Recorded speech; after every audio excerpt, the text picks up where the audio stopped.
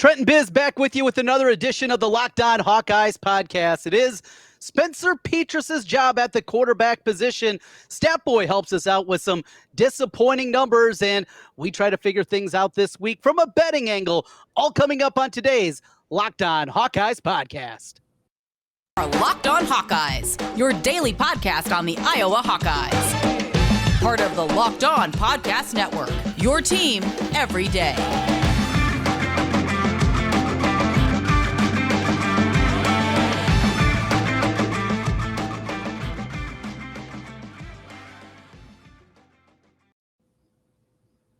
I'm Trent Condon. He's Jace Bisgard. This is the Locked Eyes podcast. Thanks for making Locked On Hawkeyes your first listen each and every day. Come to you daily throughout the course of the week, and sometimes instant reaction. But Biz, no instant reaction when I got back to Des Moines on Saturday. As you saw me walking by, stumbling by, I was in no state to be talking about the game afterwards. It was a frustrating day in Kinnick Stadium. How did the old instant reaction podcast go, Trent? I can't imagine that went well for you. So. It didn't go until Sunday night. That's what it was. I did have to do the 1 minute recap from the stadium. You can catch that at Locked On Now. And it took me about 40 takes to get one that was okay to send over to the guys in the studio. Can we get the other 39 takes somehow? They were deleted very quickly off the phone. I didn't want my wife to see those. I didn't want anybody to have to see those. So no, the phone and will never be seen again. Unless you can hack into Verizon or something. Well, the good news is, Trent, as you know, I had to drive home, and so didn't drink during the game, stopped drinking before the game, and so I sadly was sober during the game. I envy you. Maybe you forgot parts of the game, Trent, because sadly I remember all of it. So.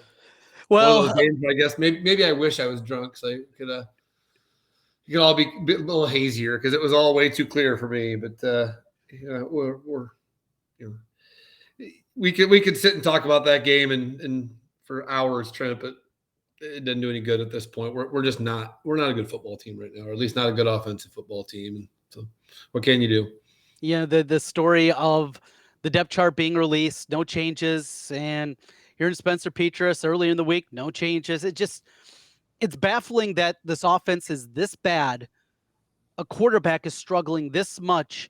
You have a backup that has played in, at least had moments at the very least. We could talk about Alex Padilla and the issues that he has and some of his limitations, but he's at least been competent at times.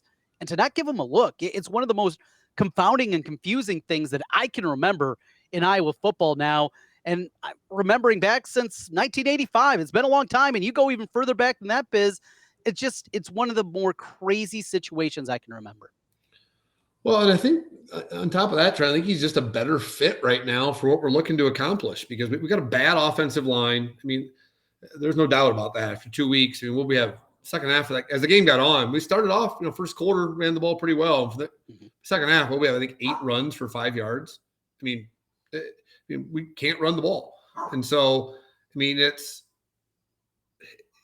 right now he's a better fit for 2 reasons. One, I think he's a more accurate, short, get the ball out of his hands and throw those, slants and drags and that. He's better than Spencer Petras at that.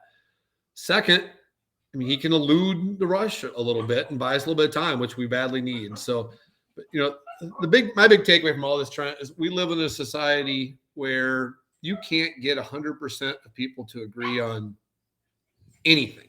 I mean, right. There's people out there that think the earth is flat. There's people out there that think the moon landing's a hoax. Hell, there's people out there that think the Holocaust is a hoax. I mean, in any area, you're going to get people that just disagree. Do you know a single person right now that thinks that Spencer Petras should continue to be the starting quarterback? I mean, one. Can you name me one person anywhere that thinks that, other than obviously the people making the decision? Yeah, that's where we are. It's one person. And I really believe this is ultimately a Kirk decision. I don't think this is Brian, Kirk, the whole offensive staff together. I think it comes down to one man, and I think it's Kirk Ferentz. And we know when he digs his heels in and he gets stubborn and he gets that way, it can be incredibly frustrating. But that's the big part that I think ultimately this is at this point in time. It is Kirk making this decision. It is Kirk believing that he is the guy that is going to be able to pull them out of it. I don't know what it is about Spencer Petras, but he's the apple of Kirk Ferentz's eye, and nothing he can do seems to be able to pull him off of that. I know the Nebraska game did not go well for Padilla, and he'd struggled the previous game before that, but that hook was incredibly quick in comparison to what we saw from Spencer Petras. I don't get it perfectly. He is much better fit for what I was doing right now, what they're trying to do both offensively and what they can do because of the limitations of the offensive line. So you pose this question to me, Biz. Is this the beginning of the end of Kirk? Talking about his stubbornness and digging his heels in and not being able to see something that seems pretty evident to 99% of the population. Yeah, let's dig into it, Trent, because, I mean, over the years in these podcasts, we've talked a lot about Spencer Petras. We've talked a lot about Brian Ferentz. We've talked a lot about offensive lines bad. We've talked a lot about lack of skill positions. We've talked a lot about injuries to skill positions, but we've never really talked about the elephant in the room, which is Kirk Ferentz is the one making all the ultimate decisions. And right now he's the one that's ultimately got to take the blame for how awful this offense is. And so rather than give Statboy the low-hanging fruit, I mean, our offense is so ridiculously bad that everybody in the world can go out and find ridiculous stats to show how bad they are. So Statboy didn't need to do that. So I sent Statboy in a different direction this week because, after the game, my dad. A lot of people that listen to this podcast know my dad. He is the ultimate Hawkeye homer. And when I started talking to my dad and my older brother about, is this the beginning of the end? And when Paul Bisgard starts thinking it might be time for Kirk to move on, it's time to at least have that discussion. So bringing a tear to my eye.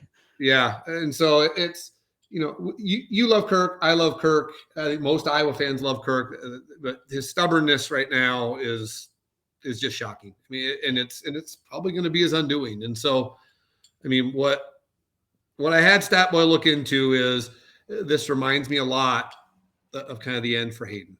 And so what I wanted to dig into is, what similarities there are between that last year for Hayden and what we're experiencing right now. And what you're going to see is, Trent, that there's a lot of similarities. So you ready to dig in? So we're going to 1998. That's Hayden's final season. 98, also my freshman year at Iowa. So I'm in the student section sitting there watching the beginning of the end. But it went very quickly from 1997, which was a very talented team. Matt Sherman gets hurt. They lose close games to Wisconsin, Northwestern. Look, Matt Sherman's not hurt. They don't lose those games. They're still 10-2 with losses only to Michigan and Ohio State, and they're playing in a high-level bowl game. Instead, they disappoint in the Sun Bowl, and that's in. But it happened very quickly because that 1998 Iowa team, they were awful. Yeah, let's dig into it. 1998 year, nobody thought they were going to be awful. I mean, they started the year with a 38-0 win against Central Michigan. Everybody's happy as can be. Second game, Trent, is what?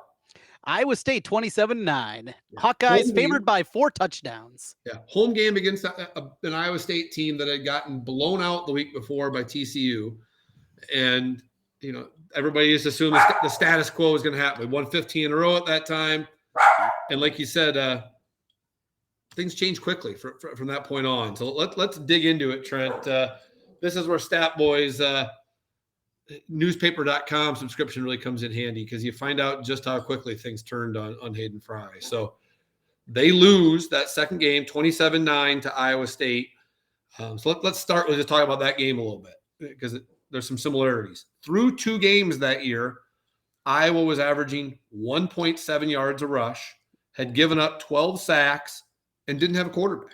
They tried Randy Reiners. They tried freshman Kyle McCann. Couldn't find anybody. They even tried Scott Mullen a little bit.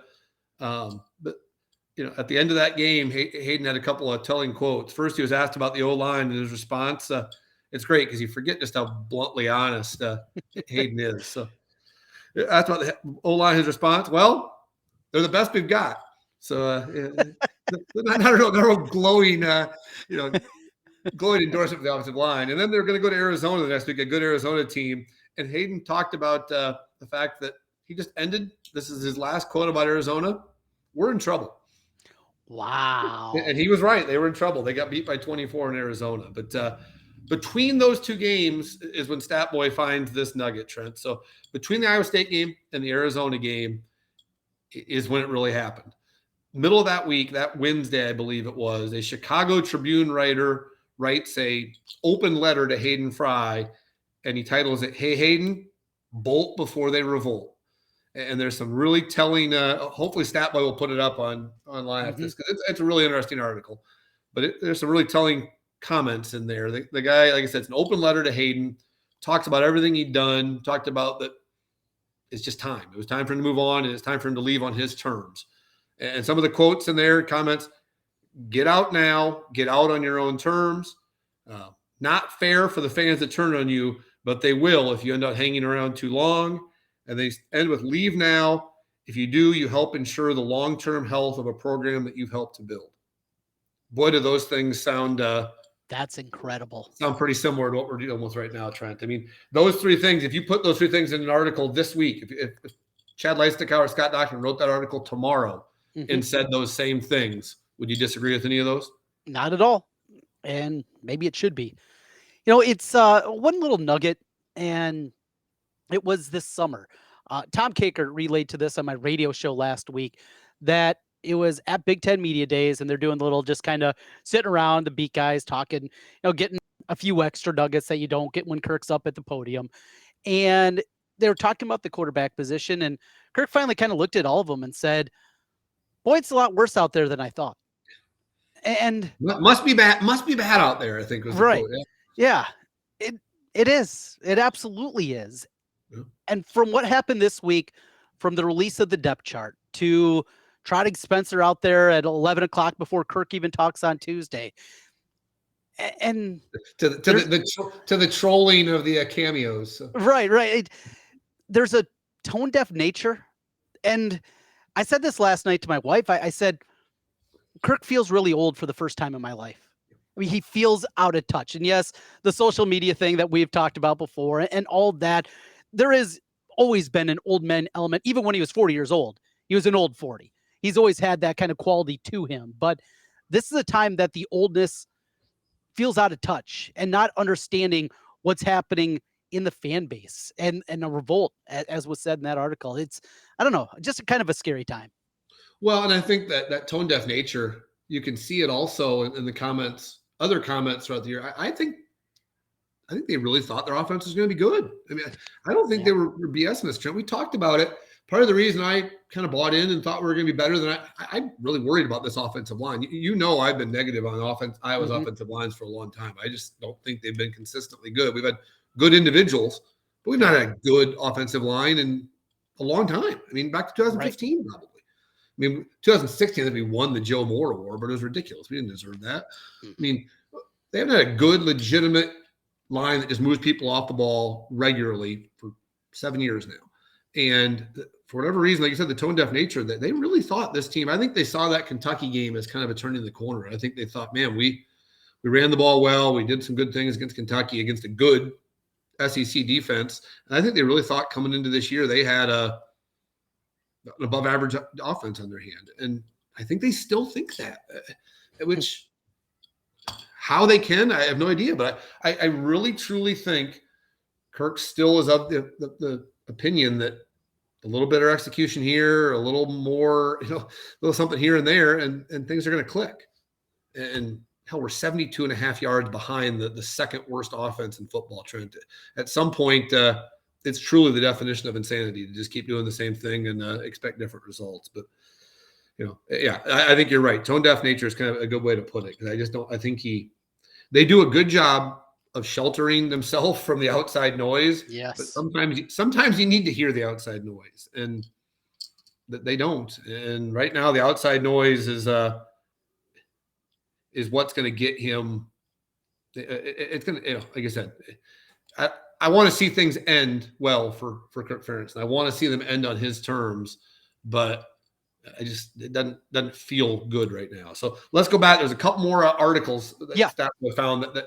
So after that article, things really snowballed. And Statboy, it was kind of crazy because some random guy in the Chicago Tribune writes this article. I mean, it's like a Skip Bayless type article, and everybody runs with it. So by the time, the next couple of days, it was all talked about. There was a big article in Des Moines Register on it. There's a big article. Pat Hardy was at the press listen at that time. He wrote an article about it. But the Des Moines Register article is interesting. Remember Mark Hansen? Oh, absolutely. Yeah. Absolutely wonderful article. And he kind of wrote a rebuttal and said, his title was Don't Retire, Just Delegate Some Duties. And he talked about that Hayden need to get better at delegating. He need to be better at, kind of reading some of those things.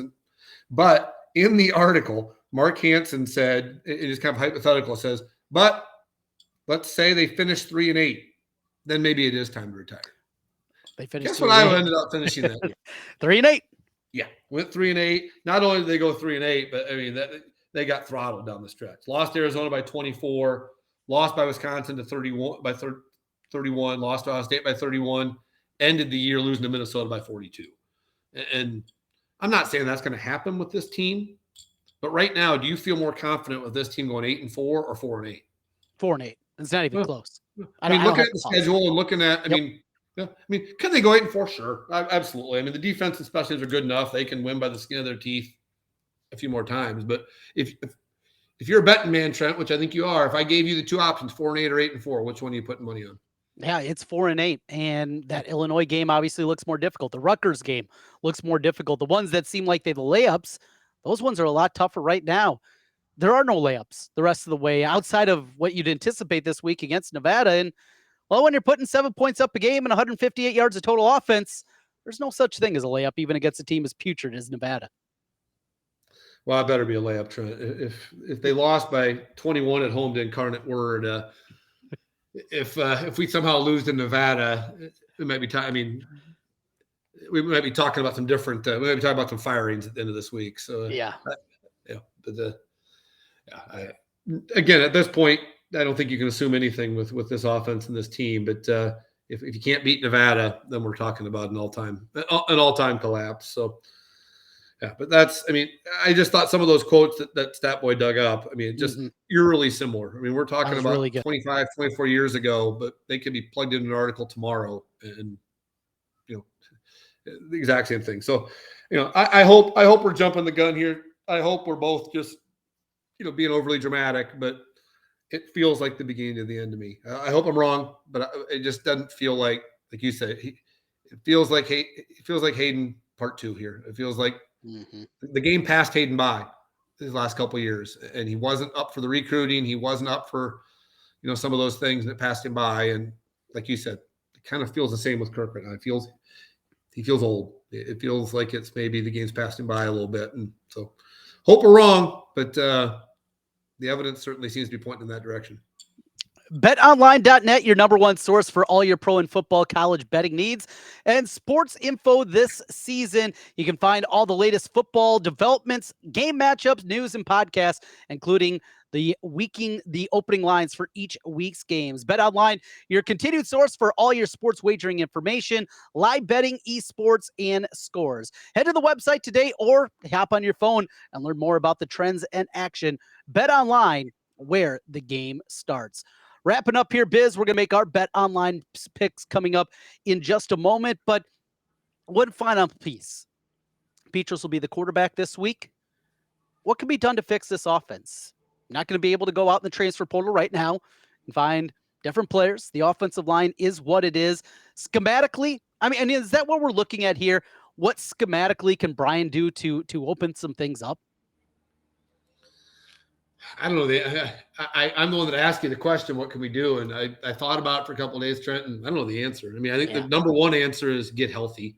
If you can get Nico Reganey and you got to find a way these next 2 weeks, beat a terrible Nevada team, go to Rutgers, no matter how ugly it is, find a way to win, and then get healthy and hope that we can get back to being at least average at offense. Because let's be realistic. This team's not going to be a good offense no matter what happens. But if they can get back to being average, they can be an 8-4 team. And so get healthy and then hope for the best. But you got 2 weeks to get things right here. You should be able to run the ball against Nevada. If you can't run against Nevada, then like I said, get ready for 4-8. But you got to establish some sort of a running game these next 2 weeks, and then hope that your wide receivers get healthy and and somehow Spencer Petras turns the corner and gets back to respectable, because I think we realize at this point, ride or die with Spencer Petras at this point, Trent. That's what it is. Kirk said in his press conference on Tuesday, he's sticking with the body of work when it comes to Petras. Of course, his body of work includes 1 touchdown in the last 9 games against 9 interceptions. That's the body of work that Kirk is going to continue with. Absolutely baffling. Let's make some picks. Let's make some money before we get out of here. Brought to you by BetOnline. Last week, well, I know I had Iowa State. That was a positive there. We both had Alabama. That was a disaster. You had the Dukies. Good call there. And then I got beat, getting 6.5, but losing overtime with Pitt plus 6.5. That shouldn't even count as a loss. You should give me a win on that one. Yeah, they had that covered the whole game, Trent. There's no moral victories in our bets. So. Not at all. So we both go 1-2 ultimately last week, as we are somewhat in a tie, though you have the tiebreaker over me. Let's get into the picks this week. And Miami A&M, that's our game of the week. Yeah, I'm not sure there's any of them. There's a lot of interesting games out there this week. A lot of unique matchups, but I think from a national standpoint, that probably carries the most national significance. But yeah, actually, it's an interesting week of games, but there's no Alabama, Texas this week. That is true. So I want to start there with our game of the week, and that Miami game down at Texas A&M. It's going to be loud. They're going to figure out the quarterback spot. I believe in Jimbo. Look ahead spot last week, maybe something like that. And though, as much as I like watching Van Dyke, I still don't know if this Miami's ranked 13th. Are we sure they're at that point? I don't think so. I'm going to take A&M here, and I'm going to lay it to kick things off. I believe in Jimbo. You might be the only person I've ever heard say that, Trent. Yeah, it's a rarity. Face at least. So give me the over in this one, Trent. It's 45. I think everybody's down on Texas A&M. They didn't score any points against App State, but you know how many plays Texas A&M ran in that game? It was like 38 or something like that. 38. I mean, 38. Yeah. So I think you're going to see a very aggressive Jimbo, for better or for worse. I think this might be an ugly game. There might be some defensive touchdowns. It's going to be a crazy game. I think Texas A&M is going to want to try to send a message a little bit. So win or lose, I think both teams will score a few points. So give me over 45. Over 45 in A&M Miami. Game number 2, we go to Kinnick Stadium. It'll be a night game, and it'll be Spencer Petras and the Iowa offense trying to figure out a Nevada team that gave up over 400 yards through the air, over 200 yards in the ground against the biggest Catholic school in Texas, Incarnate Word, as they give up 55. The Hawkeyes are favored by 23.5. Give me the Wolfpack. If we heard that it was going to be Padilla, my pick would have been different, but I just can't lay that many with Spencer Petras. Well, I have zero confidence in taking the Hawks, but I also have realistically, what's the best case scenario for Nevada as far as how many points scored? 10, maybe? Without a defensive score or something like that, yeah, absolutely. Yeah. So I don't see any way Nevada scores more than 7 points in this game, which means Iowa's got to score more than 31 for the over to hit. So the over-under, I think it started at 40.5. It's dropped. So I think give me whatever it is, 40, 39.5, whatever it is. Give me the under, because I don't see Nevada scoring at all. And I certainly don't see us scoring above 30. So give me the under at 39.5, 40.5, whatever it is. So it can't get low enough, Trent. Whatever it is, I'll take it. Well, it was a lock last week, and we'll lock it up right there. Your lock of the week for this week, Biz, is what?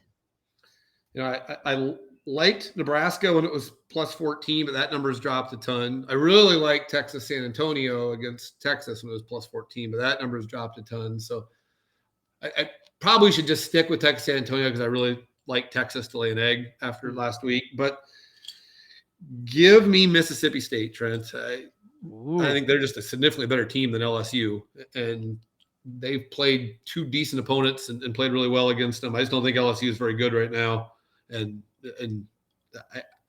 I could see the natives turning on Brian Kelly really, really quickly in the year here. So as much as I hate betting with Mike Leach, give me Mike Leach, and I think it's -2 or -2.5. It's a good call. That's one that certainly was circled on my list, and I'm going to buy into the buyback once again. Give me Notre Dame laying 10.5 at home against Cal. Cal's 2-0. but it's not exactly a pretty 2-0. Tyler Buckner goes down. He's going to be out for the rest of the season, the quarterback for Notre Dame. But this is going to be, I think, going old school, physical, grind out a 24-7 type of win. I'm going to lay it here with Notre Dame minus the 10.5 at home against Cal. Kind of the opposite of the Texas yes. side of things. Notre Dame's got to get it's a must-win game for Notre Dame. So you're probably that's. I hate to kiss a death, Trent, but I agree with you.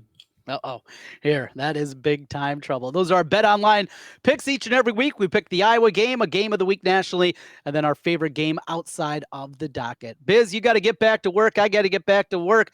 We will talk again next week. Hold on, Trent. You asked me for a business beat this week. Oh, that's right. I almost forgot. It's time again for business beat. Now you got to sing the tune too. We to rap the Biz Marquee. So. Yes. So Trent, we've been uber negative today. There's not much to be positive about right now. So I wanted to end on an upbeat note.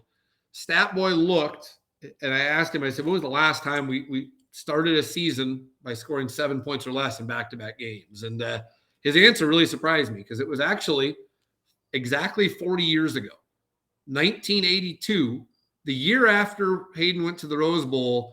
They started the year by getting throttled against Nebraska 42-7. And then laid an egg against the Clones and lost 19-7.